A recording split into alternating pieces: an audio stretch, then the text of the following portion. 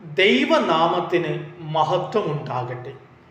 യേശുവിൽ സ്നേഹമുള്ളവരെ, ലൂക്കായുടെ സുവിശേഷം 11 അധ്യായം 28 ദൈവവചനം കേട്ട് അത് പാലിക്കുന്നവർ കൂടുതൽ ഭാഗ്യവാന്മാരാണ്. ഹല്ലേലൂയ. സ്നേഹമുള്ളവരെ, നാം നമ്മുടെ ജീവിതത്തിൽ വചനം കേട്ട് വചനത്തിനനുസരിച്ച് നമ്മുടെ ജീവിതത്തെ പരിവർത്തനം വരുത്തിയാൽ നാം കൂടുതൽ ഭാഗ്യവാന്മാരായിത്തീരും. ഭാഗ്യവാന്മാരാവുക എന്നതിന് സന്തോഷവാന്മാരാവുക എന്നുകൂടി അർത്ഥമുണ്ട്. ജീവിതത്തിൽ സന്തോഷം ലഭിക്കണമെങ്കിൽ വചനത്തെ നാം മുറുകെ പിടിക്കണം.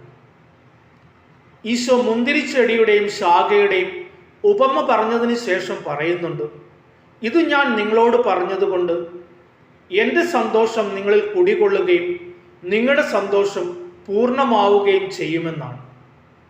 പൗലോസ്ലീഹ ഫിലിപ്പിയർക്ക് എഴുതിയ ലേഖനം 2 അധ്യായത്തിൽ പറയുന്നു, നിങ്ങൾ ജീവന്റെ വചനത്തെ മുറുകെ പിടിക്കുക.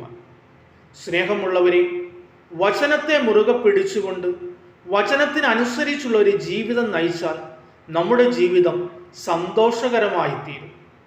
അതിന് നമുക്ക് പരിശ്രമിക്കാം. ദൈവം അനുഗ്രഹിക്കട്ടെ. ആമേൻ.